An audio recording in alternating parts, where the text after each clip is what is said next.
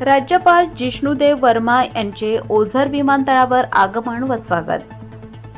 राज्यपाल जिष्णुदेव वर्मा यांचे आज सकाळी ओझर विमानतळ येथे आगमन झाले. शालेय शिक्षण मंत्री दादाजी भुसे यांनी राज्यपाल श्री वर्मा यांचे स्वागत केले, तर प्रशासनाच्या वतीने विभागीय आयुक्त डॉक्टर प्रवीण गेडाम यांनी स्वागत केले.